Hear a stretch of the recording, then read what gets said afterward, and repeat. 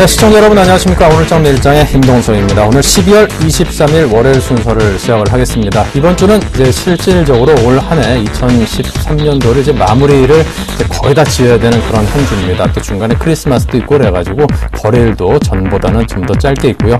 한 주 좀 알차게 잘 저희와 함께 마무리를 하시길 기원을 드리겠습니다. 자, 먼저 오늘 시황부터 보면서 본격적으로 시작할까요? 네, 이번 한 주가 이제 본격적인 산타렐레 시작이었으면 좋겠습니다. 10포인트 가까이 올라서 1992선, 93까지 지금 올라와 있는데요. 자, 올 한 해 2000선 아마 디딘 채로 가뿐하게 마무리하지 않을까 그런 생각이 솔직히 개인적으로는 듭니다. 수급적인 면을 좀 보겠습니다. 괜찮죠? 외국인이 한 700억 가까이 샀고요. 기관이 1,500억 가까이 사들이면서 이거 연말 장세 이제부터 달리겠구나 하는 그런 기대감을 뒷받침해 주는군요. 코스닥입니다. 1.52포인트가 올랐습니다. 490선에 근접해 있고요. 수급을 보자면요. 네, 기관과 개인의 대결입니다만 그 물량 자체는 그다지 크지 않습니다. 외국인은 중립입니다. 환율입니다. 확 올랐던 환율이 오늘은 거의 움직이지 않았습니다. 1061원대입니다.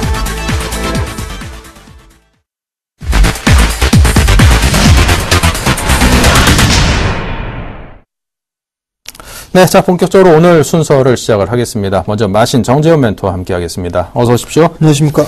네, 장 움직임이 괜찮습니다. 오늘 어떻습니까?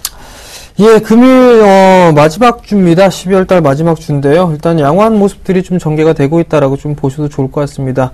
2000포인트에 대해서 안착 시도가 좀 나와주고 있는 그런 모습들인데요. 시간이 지날수록 일단 탄력은 다소 좀 둔화가 되는 그런 모습들을 좀 보이고 있으나, 외국인 쪽과 기관 쪽에서 매수가 유입이 되면서 어느 정도 견조한 모습들이 좀 보여주고 있는 그런 상황들입니다. 프로그램 매수 또한 함께 유입이 되면서 탄력적인 그런 상승을 좀 보여주고 있다라고 좀 보셔도 좋을 것 같습니다. 반면에 코스닥 시장 같은 경우 여전히 기관 쪽에서의 매도가 좀 출회가 되고 있는 그런 모습들입니다. 그럼에도 불구하고 어느 정도 강보합권역에서 유지가 되고 있다라는 점, 일단 이런 부분들을 놓고 봤을 때는 추가적인 상승 시도는 좀 나와줄 수 있을 것이다라고 좀 보셔도 좋을 것 같습니다. 일단 프로그램 매수세가 점차적으로 시간이 지날수록 확대가 되는 그런 모습들이 시장에서는 좀 긍정적인 요인으로 좀 작용을 하고 있다라고 좀 보셔도 좋을 것 같습니다. 이제는 연말 그 윈도 드레싱 효과가 반영이 되는 그런 흐름들이 좀 전개가 된다라면 2000포인트에서 안착을 해서 마무리가 되는 그런 모습들까지도 한 번쯤은 염두를 해볼 필요성이 있다라고 좀 보여주고 싶습니다. 다만 이제 여전히 박스권역으로 좀 진행이 되고 있는 그런 흐름들이기 때문에 무리하게 좀 추격 매수라는 그런 흐름들보다는 조정 시의 매수 관점으로 보는 게 좋겠다라고 좀 말씀을 드려보도록 하겠습니다. 대부분의 상승의 흐름들이 좀 지속이 되고 있는 그런 상황들 속에서 IT 쪽 섹터와 자동차 쪽 섹터가 나름대로 좀 괜찮은 그런 모습들을 좀 보여주고 있는 그런 상황들이고요.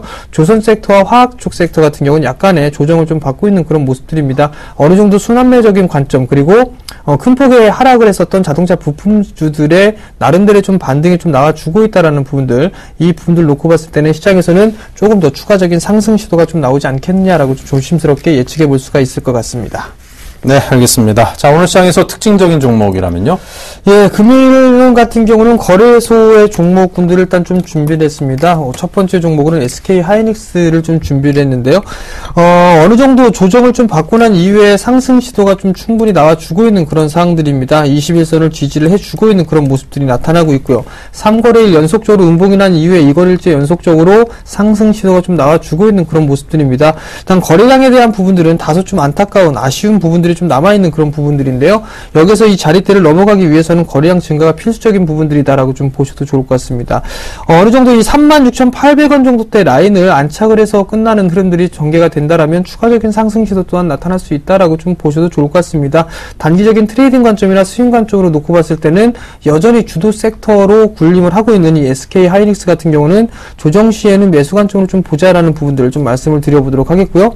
최근에 21선을 기반으로 해서 지지를 받는 모습들이 좀 나타나고 있습니다. 짧게나마 21선을 기준 라인대로 정해놓고 매수 포인트를 좀 잡아보게 된다라면 충분히 전고점 돌파 시도는 한 번쯤은 좀 가능해 보인다라고 좀 말씀을 드려보도록 하겠고요. 수급 또한 마찬가지로 외국인 쪽에서의 공격적인 매수세가 상당히 인상적이다라고 좀 보셔도 좋을 것 같습니다. 금일 같은 경우도 연속적으로 좀 매수가 유입이 되고 있는 그런 상황들이기 때문에 조정보다는 추가적인 상승 시도가 좀 나와줄 수 있는 그런 기업이다라고 좀 보셔도 좋을 것 같습니다.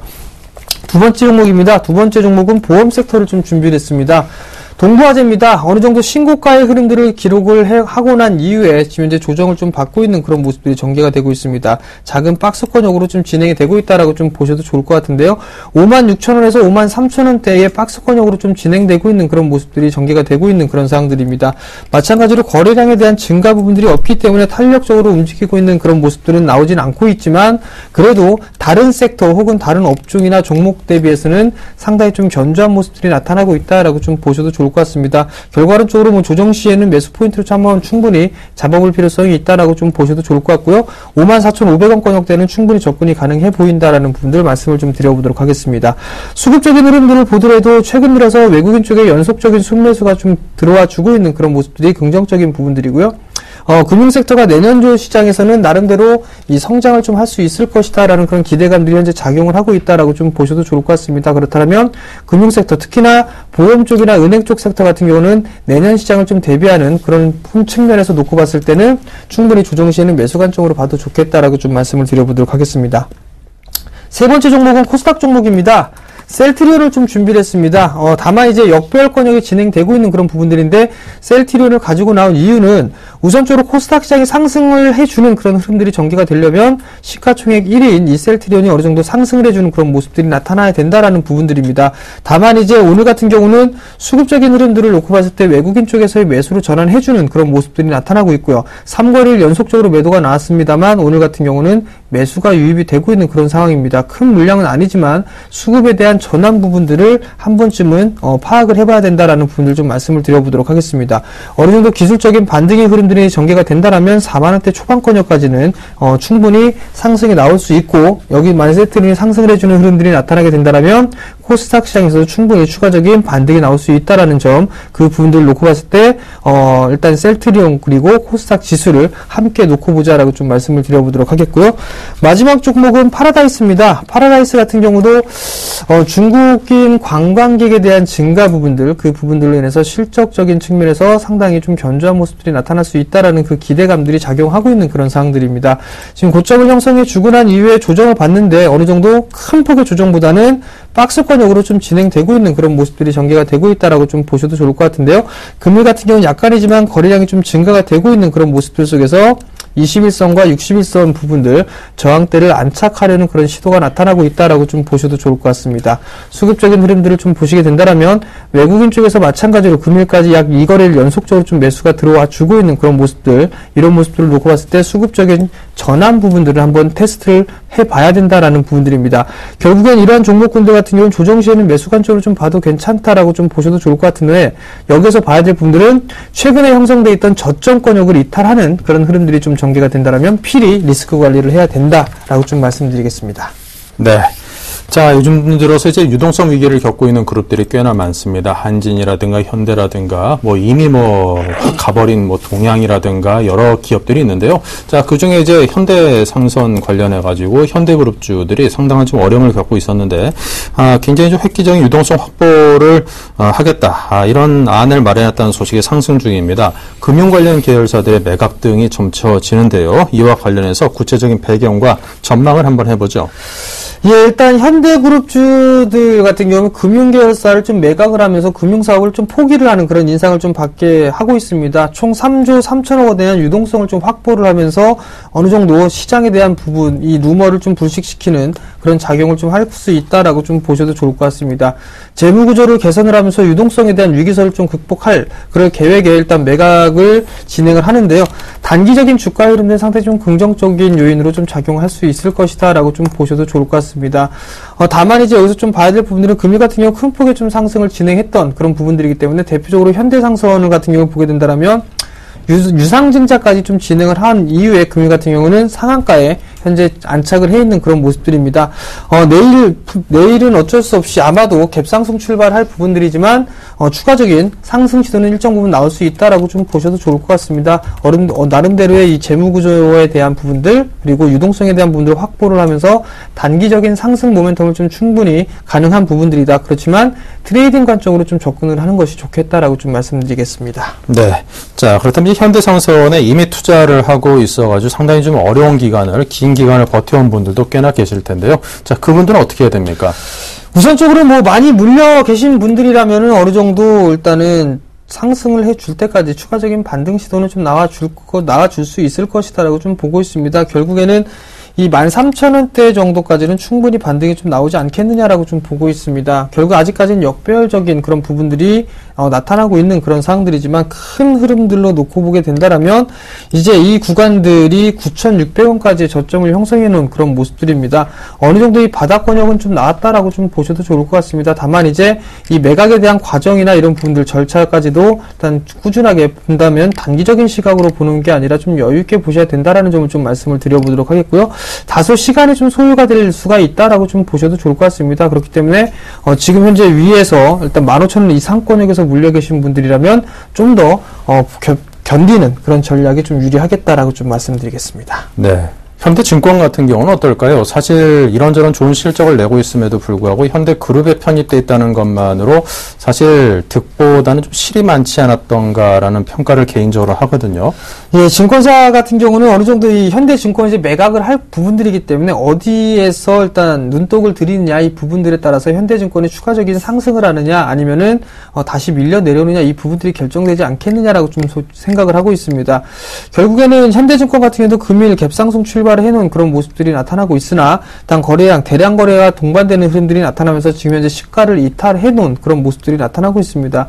결국 누가 인수를 할 것이냐 이 부분들이 현대증권이 추가적인 상승을 할 것이냐 아니면 다시 제자리로 내려올 것이냐 거기에 아마 분수령이 좀 될 것이다라고 좀 보셔도 좋을 것 같고요.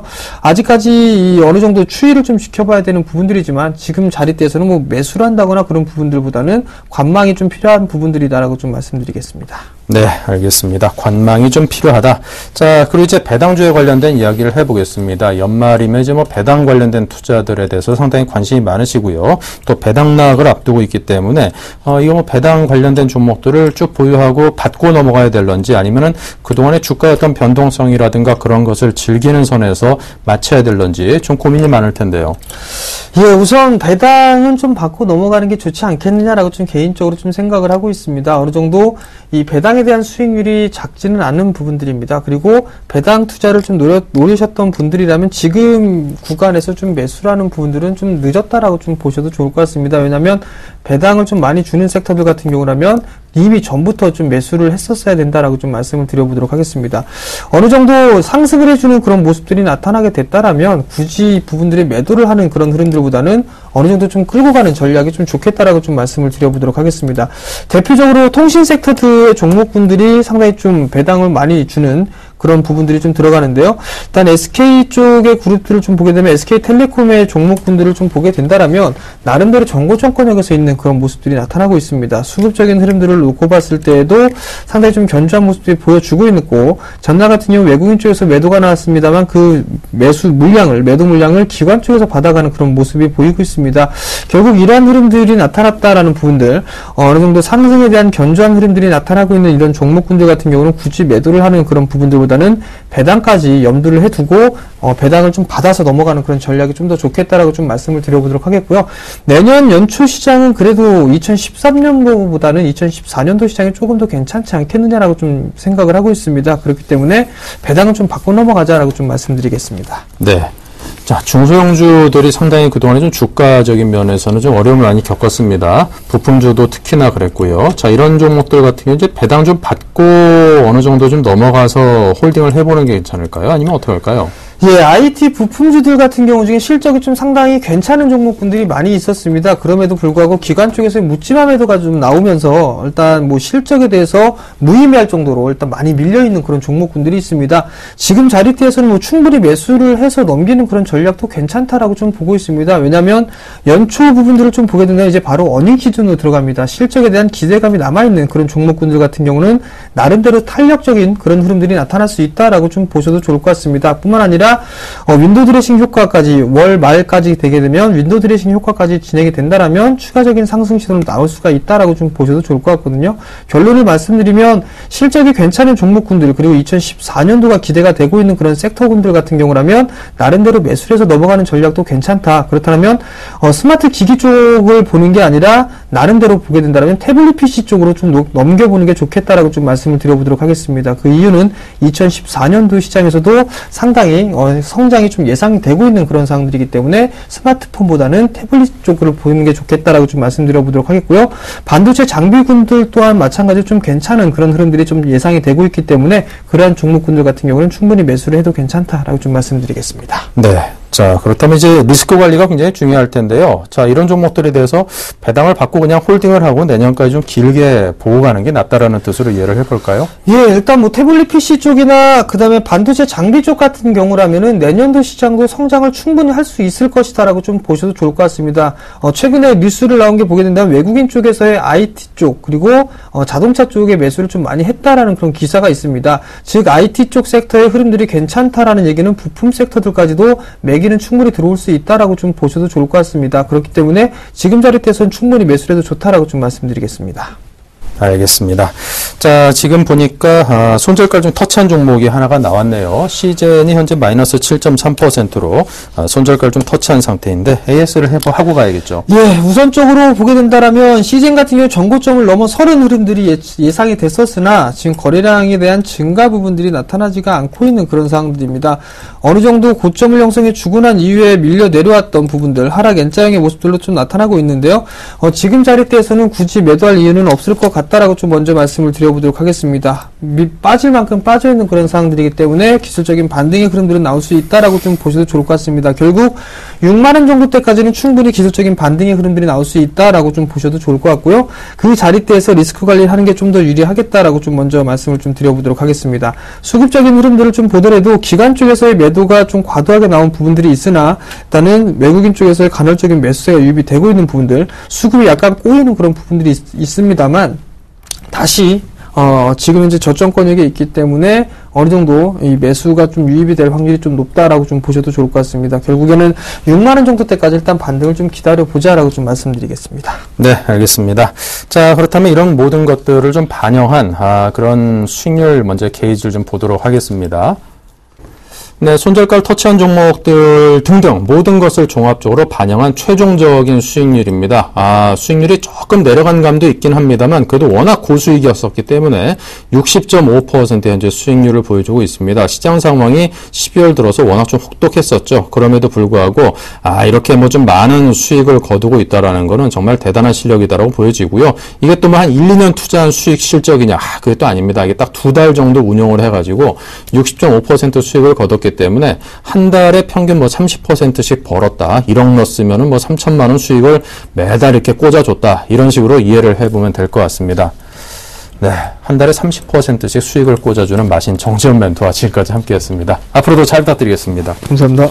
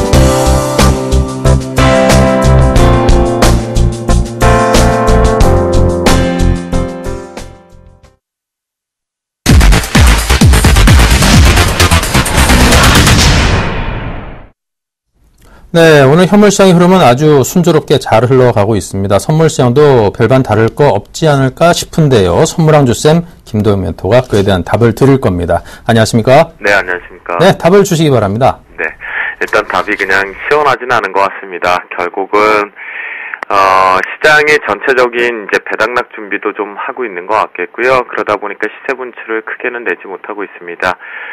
옆으로 지루하게 횡보를 하고 있는데 이건 훈풍, 즉 해외 증시 쪽의 훈풍 이후에 미반영됐던 부분이 야간 시장에서 반영됐고 그 반영분이 또다시 다 반영되지 못한 것이 주간장에서 반영이 된 이유예요. 고점에서 대롱대롱 있었지만 그 부분에서 이제 재차 눌림 정도 들어오는데 결론적으로 오늘 시장은 좀 강하다, 위로 가고 싶어 한다라는 것이 맞다라고 결론을 내드리겠고요. 그래서 먼저 미리 말씀드리면 막판부에서도 매수가 좀 유리한 위치, 얼마나 낮은 가격에서 매수 진입이 되느냐, 그것이 좀 중요할 것 같겠습니다. 훈풍 이후에 전반적으로 계속 양호한 훈풍들이 들어오는 수급적인 측면인데요.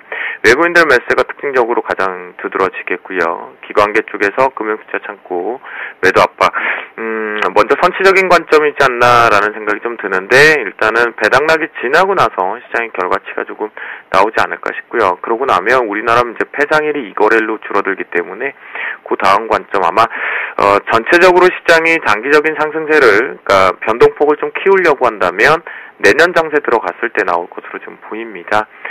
그냥 초반부의 변동 이후에는 좀 껌딱지가 계속 지속되지 않을까 싶고요. 전반적으로 지금 콜옵션 추이 쪽도 옵션 시장 죽었고요. 풋옵션 추이도 지금 완전히 거래 대금이 급감하는 모습입니다. 특징이라고 한다면 양시장 쪽에서 옵션 시장에서 먼저 조금 매도 포지션이 좀 잡혀가고 있다라는 것이 개인 창구를 통해서 오래간만에 나타나고 있는 징후, 하지만 그 규모가 크지는 않다라고 말씀드리겠고요. 기관의 나홀로 매도가 계속 지속되고 있는 거 금융투자 창구, 선치적인 관점에 이제 1조가 넘어 있는 상태입니다. 변동 하나 만들어내겠죠? 예, 그거 우리 시기적으로 노려야 되겠고요. 프로그램 쪽에서 차익과 비차익 모두 다 동반 매수세 쪽으로 들어오고, 베이시스 상태, 백어데이션 상태가 약백어 상태로 일단 회귀하고 있는 모습. 깊은 백어가 되게 되면 공포로 거기서 더 때릴 것이다 라고 보지 마시라고 했고, 아직까지 베이시스의 평균값들이 정확하게는 안 만들어지고 있습니다. 그 말인즉슨 시장이 조금씩 우호적으로 클리어, 즉 깨끗해지고 있긴 하지만 완벽하게 깨끗해진 상황은 아니다라고 보시면 좋겠고요.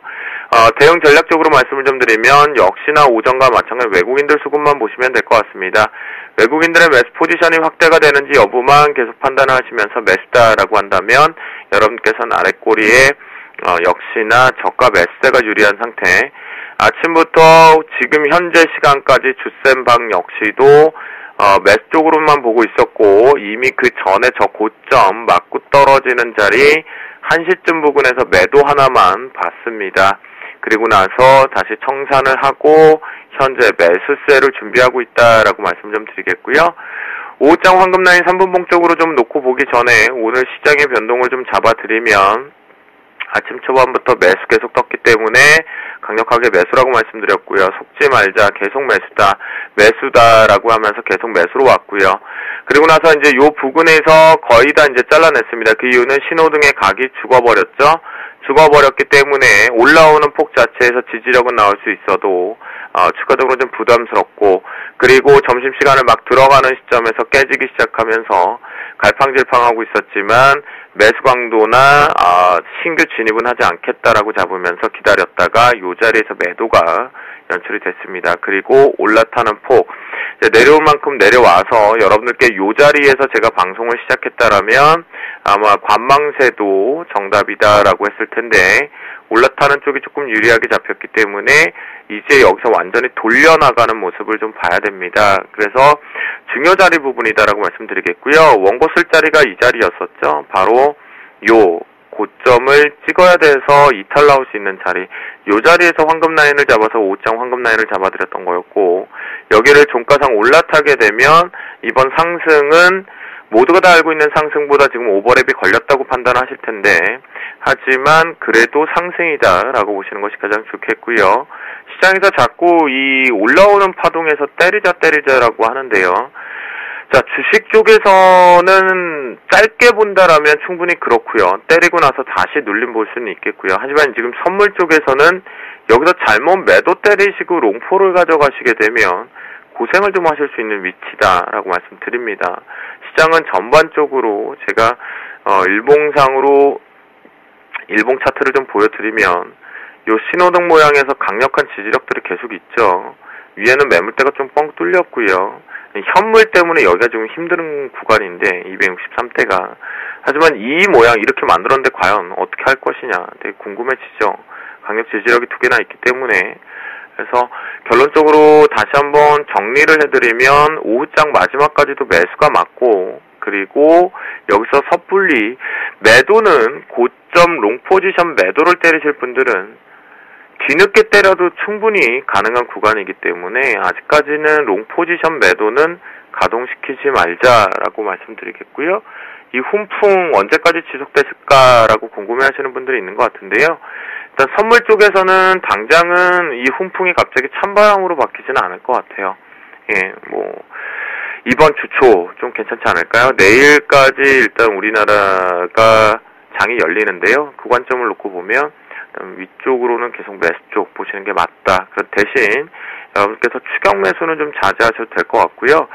현재 기준점에서 폭 자체가 상당히 많이 줄었습니다. 변동폭이 2p 정도까지 다시 줄어들었기 때문에 초반부에 이제 대응이 안 되면 지루하게 시장의 수급의 변화 추이만 계속 분석을 하고 계시는 거거든요. 근데 양호하게 좀 나갈 것으로 좀 보이고 있기 때문에 너무 공포스럽게는 생각 안 하셨으면 좋겠고요. 이번에 만약에 하나 시간 플로우상으로 먼저 공포가 하나 들어온다라면 자신있게 마지막 기회다라고 생각을 하면서 매수를 좀 들어가시는 것이 유리한 위치로 지금 계속 우호적으로 지금 시장이 만들어지고 있다. 마지막으로 이제 환율 시장 얘기 좀 많이 나오는데요. 엔달러 환율 추이 계속 저는 미리 남들이 계속 원달러 추이 가지고 수출기 경기 민감주 이런 것들 많이 얘기했는데요. 자동차 얘기도 했고요. 근데 그 부분보다는 엔달러 추이 먼저 보자라고 좀 말씀드렸고요. 우리나라 원달러 한국 시장이기 때문에 원달러 추이 봐야 되지만 엔달러 추이만 봐라. 그런다라면 길은 보일 것이다라고 말씀드렸거든요. 그러니까 시장에서 핑계를 만들고 있는 것이지 정말 그것 때문에 위험성이 도래되고 있는 장세는 지금 전혀 탈바꿈을 하고 있기 때문에 그 부분 느끼지 않으셨으면 좋겠습니다. 그래서 현재 기준점에서 신호등 자체사의 모양에서도 다시 올라탈 준비를 하고 있기 때문에 여러분들과 저는 종가상 263.00을 뛰어넘어서 마무리가 되게 되면 역시 단기파동상 추가적으로 반등 더 있다. 여기 오버랩으로 볼 자리 아니다. 오버랩으로 보려면 고점 징후가 나와야 되는데 아직 그 징후 안 나와 있다 라고 말씀드리도록 하겠습니다. 그래서 마지막도 매수다 라고 말씀드립니다. 네, 알겠습니다. 자, 지금까지 선물원 주생 김도영 멘토와 함께 했고요. 자, 여러분께서 지금 많은 분들께서 문자 상담을 신청을 해주고 계십니다. 저희가 또 2부에서 많은 멘토분들께서 이에 대한 답변을 드리고자 문자를 계속해서 보고 계시니까요. 질문이 있으시면 지금 바로 문자 상담을 신청을 해주시기 바랍니다. 그래야만 2부에서 우선적으로 앞서서 좀 앞부분에서 상담을 받으실 수 있으니까요. 서둘러 주시기 바랍니다. 자, 지금까지 김도영 멘토였습니다. 감사합니다. 네, 감사합니다.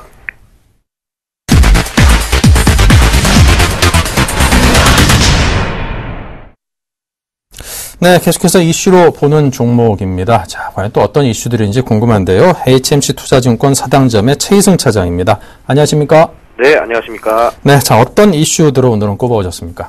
네, 아무래도 오늘 시장이 좀 좋다 보니까 이슈들이 크게 이렇게 부각되는 이슈들은 크게 없는 것 같습니다. 근데 그 중에서도 좀 괜찮은 이슈들을 좀 찾아봤는데요. 일단은 현대그룹에서 이제 지분 매각 등 대규모 이제 구조조정 발표를 하면서 관련 종목들이 좀 강세를 보이고 있습니다. 현대상선, 현대엘리베이터, 상한가 가는 모습이고요. 현대증권도 강세 흐름 이어가고 있고요. 두 번째 이슈는 지금 환율이 1050에서는 계속 지지가 확인되면서 환율 반등에 대한 또 기대감 모아지고 있는 가운데 오늘 증시가 일본 천황 생일이어서 휴장입니다. 그래서 일본 증시가 좀 열리지 않는 그런 영향들도 있다 보니까 현대차, 기아차 그동안에 이제 엔저 때문에 좀 피해 아닌 피해를 좀 본 종목들 같은 경우에 오늘 좀 반등해주는 그런 모습을 보여주고 있고요. 경기 회복 기대감 역시나 테이퍼링 얘기 나온 게 사실 경제에 대한 확신 어느 정도 좀 나와 있다라는 점에서 봤을 때는 해운 철강 종목들 관심 있게 좀 봐야 되지 않을까. 이 종목들 지금 오늘 상승해주고 있고요. 한진해운, 현대상선, 대한해운, 해운 종목들을 비롯해서 포스코, 고려화역, 동국제가, 현대제철, 현대비엔지스트가 같은 종목들 오늘 상승해주고 있는 모습입니다. 네, 알겠습니다. 자, 이슈를 또 몇 가지 꼽아오셨는데요. 자, 그렇다면 이제 하나하나 보겠습니다. 먼저 현대그룹 관련해서 여쭤보겠습니다. 지분 매각 등 대규모 구조조정 발표를 했는데요. 관련주들이 당연히 강세입니다. 하지만 또 저는 그런 생각도 해봅니다. 동부그룹이었던가요? 얼마 전에 고강도의 자구안 마련 등을 하면서 주가가 상승 흐름을 탔는데 물론 모든 구조조정이라는 게 뜻한 바대로 되지 않는 경우도 많고 중간중간에 암초들이 있습니다. 그렇기 때문에 주가도 상당 부분 오르락 내리락 하기 때문에 마냥 좋게 내다보고 투자를 한다라고 하는 건 반드시 리스크가 있다라고 여겨지거든요. 이런 점과 관련을 좀 지어가지고 이 현대그룹 쪽 관련주에 대한 전망 등을 해주시기 바랍니다. 네, 일단 동부그룹하고 좀 차이가 있다라고 하면은 일단은 공통점은 물론 당연히 이제 구조조정하면서 이제 재무구조 개선에 대한 기대감이 공통점이라고 할 수 있는 부분이고요. 지금 동부 같은 경우에는 사실 이제 주력 계열사가 이제 동부증권, 동부건설, 동부제철 요 정도의 이제 회사들인데 사실 이제 업황 개선까지 좀 이어지는 부분들이 있어줘야 상승 모멘텀으로 좀 강하게 작용을 할 수가 있는데 일단은 그 리스크 요인이 하나 줄었다는 점에 있어서는 긍정적이지만 주가가 급반등, 완전히 분위기가 바뀌는 쪽으로까지 흘러가기는 좀 모멘텀이 좀 약하지 않았나 싶고요.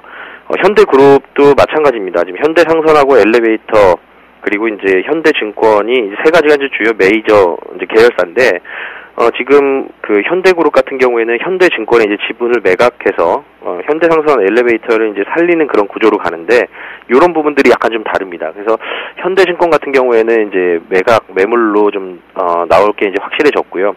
근데 다만 이제 현대증권 보더라도 지금 매물이 최근에 증권업계가 상당히 좀 많이 나오고 있습니다. 뭐 대우 그리고 우리투자증권, IBK 그리고 이제 동양도 법정 관리에 들어가면서 동양증권까지도 이제 매물로 나오는 그런 상황들이기 때문에 사실 이제 현대증권 지분 매각까지는 상당한 시간과 진통이 좀 필요하지 않을까라는 생각에서 좀 불확실성이 아직 좀 남아 있다라고 보여지고요.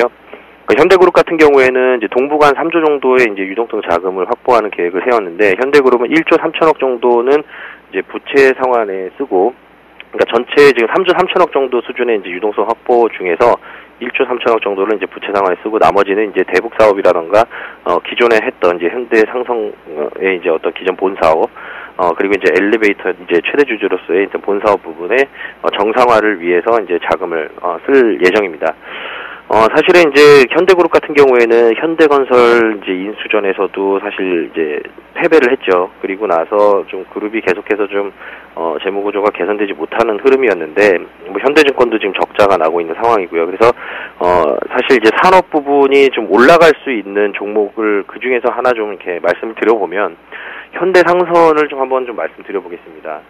지금 해운업계 같은 경우에는 사실 이제 BDI 지수가 상당히 좀 중요한데요.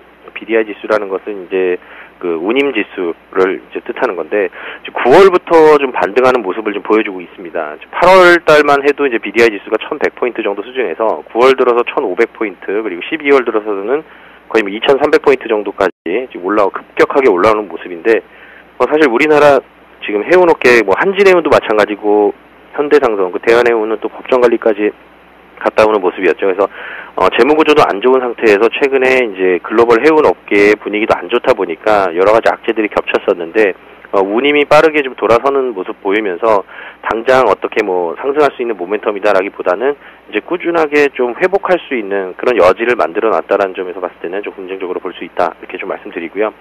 현대상선을 만약에 이제 매매하시려는 분들 같은 경우에는 오늘 현대상선이 상한가를 갔습니다. 그래서 지금 현대상선을 뭐 바로 지금 따라 붙기에는 좀 어려운 점이 있고요. 지금 11,600원 상한가 가격인데 이 가격에서 지금 매수한다는 관점보다는 한번 좀 상한가 풀리고 좀 떨어졌을 때 11,000원 이하에서 좀 매수 관점 그리고 목표가는 14,000원 정도 손절가는 전저점 이탈하면 좀 확실히 아무래도 이제 시장에서 레파토리가 좀 시장 참여자들한테 먹혀들지 않는다라고 좀 봤을 때는 10,000원 정도의 손절가를 좀 보는 게 좋지 않겠나 싶고요. 그리고 이제 두 번째 이슈로 좀 넘어가서 환율 같은 경우에는 지금 1,050원 같은 경우에는 올해 연초에 한번 찍었고요. 그 이후에 꾸준하게 상승해서 1,160원 이렇게 갔다가 다시 1,050원대 두 번 지금 찍었거든요. 그리고 오늘 1,061원 정도 수준에서 움직이고 있고 이웃나라 일본 같은 경우에는 지금 달러당 한 104엔 43전까지 지금 올라간 모습이었는데 오늘 일본 증시가 휴장입니다. 일본 증시가 휴장이니까 뭐 이런 부분들을 어떻게 보면은 그동안에 사실 일본 증시 때문에 우리가 좀 어쩔 수 없이 상대적인 어떤 박탈감을 좀 많이 느꼈었는데 오늘 하루 일본 휴장이다 보니까 그 기회를 틈타서 좀 매수가 좀 들어오는 게 아닌가 싶고요. 그래서 지금 반등은 사실 크게 의미를 두기보다는 일시적인 좀 반등일 가능성이 좀 높다 이렇게 좀 말씀드릴 수 있겠고요. 그리고 지금 수출 경합이 일본하고 우리나라 같은 경우에는 좀 한 60% 정도의 이제 수출 경합도를 보인다 인더스트리가 그렇게 좀 보고 있는데 가장 크게는 역시 자동차 그리고 이제 조선, 석유화학 쪽까지 이제 좀 살펴볼 수가 있겠는데 일시적인 반등에 대해서는 좀 보수적인 접근이 좀 필요하다 이렇게 좀 말씀드릴 수 있겠고요. 그래서 관련주로는 지금 따로 특별하게 제시하지 않도록 하겠습니다. 그리고 이제 세 번째 이슈는 경기 회복 기대감. 따라서 이제 해운 철강 쪽을 좀 중심에서 봐야 될 것 같은데, 일단 경기 회복 기대감이라는 거는 이제 미국을 비롯해서 지금 유럽 경기도 지금 턴어라운드 하는 모습을 보여주고 있고요. 그리고 지금 양적 완화 테이퍼링 관련해서도 사실 굉장히 비둘기파적인 어떤 가장 쉬운, 그리고 가장 시장 충격을 덜 줄 수 있는 그 정도의 테이퍼링 수준만 지금 나오고 있고, 당분간은 이제 저금리 기조 계속해서 유지한다라는 게 이제 일반적인 기조기 때문에 당장 어떤 그 테이퍼링 때문에 추가적인 우려가 나올 가능성은 좀 없다라고 보여지고요. 그리고 글로벌적으로 봤을 때 이제 중국을 비롯해서 지금 철강 수급이 상당히 좀 타이트하게 전개 중입니다. 그래서 재고는 꾸준하게 감소하고 있고, 앞으로 이제 기대할 수 있는 거는 이제 철강 가격 인상이라던가 이런 부분들까지 이제 더해진다 그랬을 경우에는 철강 업종도 상당히 좀 좋아질 수 있는 그런 분위기다 이렇게 볼 수 있겠고요. 앞서 말씀드린 이제 BDI 지수 같은 경우에는 9월달에 상승하는 모습 보이면서 지금 뭐 2배 이상, 8월달 대비해서는 뭐 2배 이상 지금 올라온 모습이기 때문에 이런 부분들이 꾸준하게 상승세를 유지한다라고 했을 때는 이제 해운 업종들도 점차 수익성 개선이라던가 이런 부분들이 회복될 것으로 보고 있습니다. 따라서 관련주 중에서 관심 종목을 좀 말씀드리면은 최근에 이제 대한항공 쪽으로부터 이제 자금 지원 약속을 받은 이제 한진해운에 대해서 좀 말씀드려보겠는데요. 한진해운 같은 경우에는 일단은 뭐 재무적인 어떤 고비는 좀 넘기지 않았느냐, 좀 이렇게 좀 볼 수가 있겠고요. 사실 그 한진해운이 본 사업이 힘들다 보니까 계속해서 이제 뭐 소위 말해서 이제 밑빠진 독에 물 붓기 시기였는데, 이제는 그런 밑빠진 독이 이제 독이 어느 정도 좀 메워지는 그런 국면이 아닌가 싶습니다. 그래서 지금 가격적으로 말씀드리면 매수가는 현재가, 목표가는 1차적으로 8,000원 정도, 손절가는 5,500원을 좀 말씀드리도록 하고요. 최근에 나온 레포트를 보면은 뭐 밸류에이션 상으로 봤을 때 지금 주가는 뭐 상당히 뭐 밸류에이션에 맞는 주가 수준이다라고 보는데, 지금 현재는 뭐 밸류에이션으로 뭐 투자를 해갖고 성공할 수 있는 시장 아니지 않습니까? 밸류에이션만 가지고 지금 가치주보다는 앞으로 성장할 수 있는 성장 쪽에 좀 모멘텀에 포커스를 좀 두고 투자해야 될 필요가 있다. 이렇게 정리하도록 하겠습니다. 네. 자, 한진해운 관련해서 좀 한 가지 여쭤보고 싶은 게 있는데요. 이제 한진해운에서도 그동안 좀 밝혀온 바도 있고, 대한항공 측에서도 내년에 이번에 좀 지원할 자금 가운데 4천억 원 정도는 내년 상반기에 예정된 그 유상증자에 좀 참여를 할 자금이다. 이런 언급을 한 적들도 있던 걸로 기억을 합니다. 자, 지금 뭐 한진해운 같은 경우에는 워낙 그 자본금 규모 대비해서 뭐 한 4천억 원 정도만 된다고 하더라도 그 굉장히 그 큰 규모의 유상증자가 있지 않겠는가 싶은 생각이 들거든요. 지금 자본금이 한 6천억대 좀 넘는 걸로 보는데, 그러면은 주식수가 거의 지금에 대비해서 한 70% 이상 늘어날 수도 있다라고 보는데, 그럼 주가 가치 희석이 상당히 심화될 수도 있을 것 같습니다. 이런 리스크 아닌 리스크를 좀 염두에 두고 투자를 해야 되지 않을까 하는 생각이 들거든요. 그 점과 관련해서는 어떻게 생각하십니까? 네, 지금 방금 말씀드린 부분이 정확한 말씀인데요. 지금 현재는 포커스 자체가 유상증자에 대한 어떤 리스크도 분명히 감안을 해야 되겠지만은, 이 중장기적으로 이게 쭉 끌고 가는 어떤 인베스트먼트에 관련됐다기보다는 트레이딩 쪽으로 이제 좀 말씀을 드렸다라는 그런 부분을 좀 연도해 주셨으면 좋겠고요. 지금 재무 리스크 완화로 이제 단기적인 어떤 트레이딩과 관련된 회복이 충분히 가능하다 이렇게 좀 보고 있고요. 중장기적으로 투자 매력이 부각되기에는 아직 그 해결해야 될 과제들이 상당히 좀 많이 있습니다. 방금 말씀하셨던 이런 유상증자와 관련된 주가의 희석 문제라던가, 그리고 이제 BDI 지수가 상승을 하지만 결과적으로 그 사업 성과가 계속해서 좀 꾸준하게 나올 수 있는지 여부 등이 좀 해결해야 될 과제라고 좀 보여지고요. 또 한 가지는 그 한진해운 홀딩스와의 또 합병 문제, 뭐 이렇게 돼서 이제 주주가치 희석이 아무래도 투자 심리를 많이 좀 짓누를 것 같습니다. 그런 부분들은 좀 조심을 하면서 일단은 단기적인 어떤 트레이딩 관점에서 좀 말씀드렸다는 점을 좀 양해해 주셨으면 좋겠습니다. 네, 시간상으로 제가 갖는 의문은 좀 중장기적인 그런 리스크에 대한 우려감이었고, 조금 전에 최희승 차장의 말씀은 단기적인 트레이드 관점에서의 매수, 매도를 말씀하셨다는 그 시차에 좀 차이가 있음을 여러분께서 이해를 해 주셔야겠군요. 자, 지금까지 최희승 차장과 함께했습니다. 감사합니다. 네, 고맙습니다. 네, 자, 계속해서 이번 주에 감의 YG인베스트 심기현 대표님과 또 이어가겠습니다. 어서 오십시오. 안녕하십니까. 네, 먼저 주요 일정부터 소개해 주십시오. 네, 우선은 연말 산타랠리에 대한 기대감이 높아지는지 체크해 보실 필요 있고, 엔화약세에 대한 부담감이 시장에 계속적으로 작용하는지도 체크해 보실 필요 있을 것으로 판단되고 있습니다. 마지막으로 배당주에 대한 투자 전략 어떻게 세워야 하는지 함께 고민을 해보도록 하겠습니다. 네, 알겠습니다. 자, 먼저 이제 코스피가 이제 장중에 1990선 아주 호기롭게 지금 회복을 했습니다. 1995선까지 지금 근접해 있는데요. 자, 산타랠리가 좀 늦게 오긴 했습니다만 어쨌거나 뭐 크리스마스 전에 왔으면 뭐 산타랠리 맞는 거죠. 뭐 산타랠리가 이제 좀 늦게 오긴 했는데 이제 본격적으로 지금부터 시작되는 건지 그게 먼저 궁금합니다. 네, 우선은 말씀해 주셨던 대로 최근에 글로벌 중시와 동조화 움직임을 하려고 하는 노력들이 좀 빠르게 나타나고 있습니다. 물론 수급 쪽으로는 아직까지 완성된 그리고 안정적인 것은 아니지만은 지금 시점 연말을 앞두고 사실 그동안 거래량이 감소하는 움직임 보였는데 그 말은 즉 거래량이 감소한다고 한다면은 조그마한 매수 세력에도 시장이 어느 정도 반응할 수 있을 것으로 판단되고 있기 때문에 오늘 장 같은 경우에도 기간 중심으로 해서 비교적 순매수세가 조금씩 확대됨에 따라 갖고 지수가 0.6%대 상승세를 보일 수 있는 것이 아닌가라고 정리해 드릴 수가 있겠고 아무래도 연말이기 때문에 좀 기대감 무엇보다도 올해 같은 경우는 2,000포인트 이상에서 종가를 마감하고자 하는 그러한 기대감이 좀 나올 수 있을 것으로 판단되고 있기 때문에 지금 시점 코스피 같은 경우에는 한 6에서 7포인트 그리고 코스닥 같은 경우에도 조금 욕심낸다라고 한다면은 500포인트에 대한 회복 기대감 속에서 연말 랠리 한번 올 수 있지 않을까라고 말씀을 드리도록 하겠습니다. 네, 알겠습니다. 연말 랠리에 대한 기대감 표시를 해주셨고요. 엔화 약세가 여전히 지속이 되고 있습니다. 상당 기간 이런 것이 좀 지속될 이슈인데요. 자, 시장에 미칠 영향과 향후 전망은 어떻게 보시는지 궁금합니다. 네, 우선은 전체적으로 시장에 대한 영향력은 당연히 줄어들 수밖에 없다라고 말씀드리는데 엔화 약세에 대한 우려감이 크는 그 업종과 종목도 있겠지만 반대로 수혜에 관련된 업종과 종목군들도 부각되고 있는 모습 보이고 있습니다. 뭐 엔화 부채가 많은 기업이라든가 특히나 일본 쪽에서 부품이라든가 소재를 수입하는 그런 업체들 같은 경우에는 수혜 기대감도 나오고 있기 때문에 이제는 우리 시장에 있어서 약간은 하락폭을 증폭시키는 그런 요인으로는 조금은 작용하진 않을 것으로 판단된다라고 말씀드리는데 단 자동차 업종 같은 경우는 제품 경쟁력 특히나 연비와 관련된 아직까지 국내 기술력이 일본이라든가 독일 대비해서 상당히 지금 많이 앞지르지는 못하고 있는 상황이기 때문에 자동차 업종 오늘 장 반등하는 흐름 보이고 있는데 그거는 바로 현대가 관련된 이슈가 조금 집중되면서 상승 흐름 보이고 있다라는 거 지금 적극적으로 자동차 업종 같은 경우에는 엔화 약세에 대한 우려감이 해소되면서 상승세로 전환되었다고 보기는 어렵다는 것만 꼭 기억을 하자라고 말씀드리도록 하겠습니다. 네.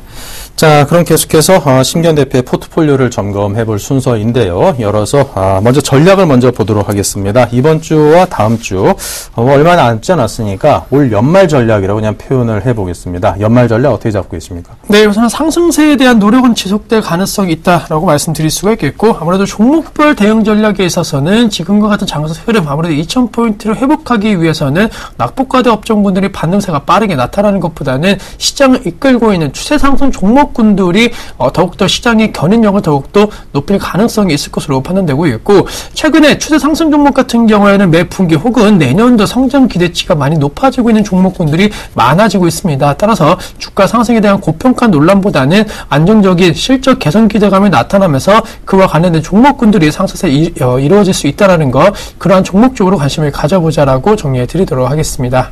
네, 알겠습니다. 자, 올 연말 여러분께서 잘 마무리하시는데 도움이 될 만한 그런 말씀을 주셨고요. 자, 이어서 포트폴리오에 대해서 한번 집중적으로 분석을 해보겠습니다.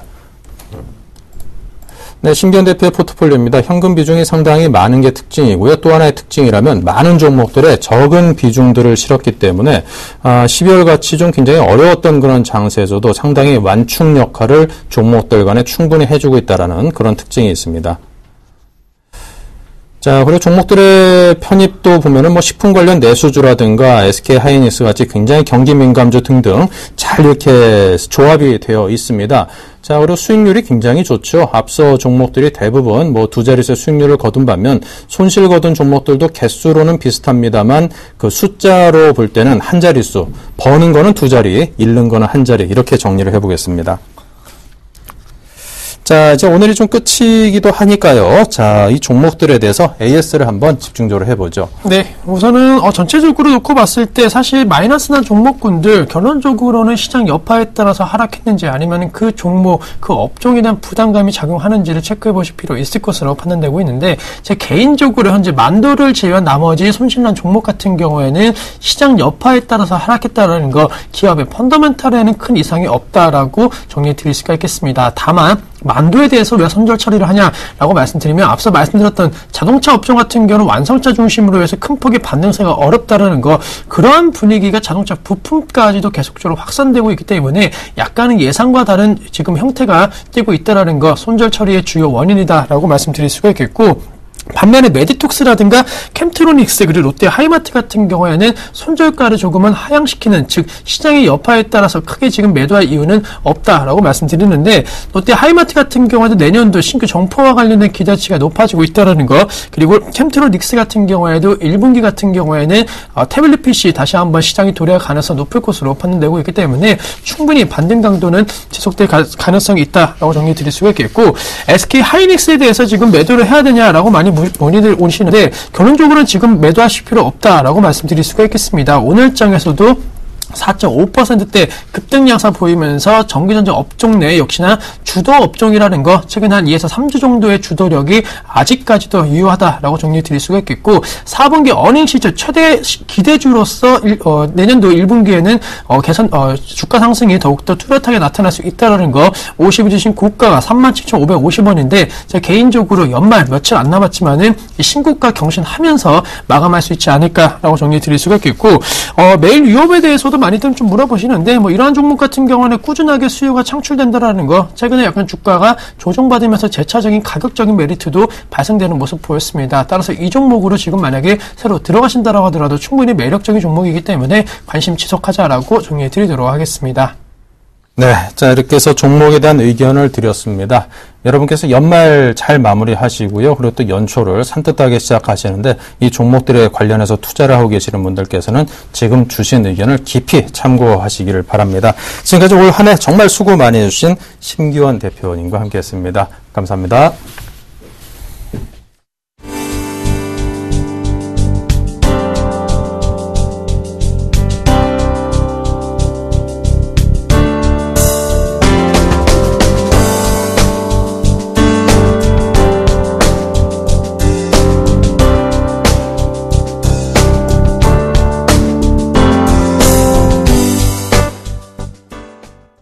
네, 자 1부는 여기서 마치겠습니다. 자, 여러분을 위해서 저희가 종목상담 게시판 마련해 놓았습니다. 저희 홈페이지에 들어오셔서요, 오른편에 손쉽게 들어갈 수 있으니까 많은 이용을 부탁을 드리고요. 자, 문자 상담도 여러분께서 언제든지 꾸준히 신청하실 수 있습니다. 지금도 기다리고 있으니까요, 지금 바로 보내주시기 바랍니다. 김소년, 이상로 멘토 등께서 목 길게 빼고 기다리고 있습니다. 잠시 후 뵙겠습니다.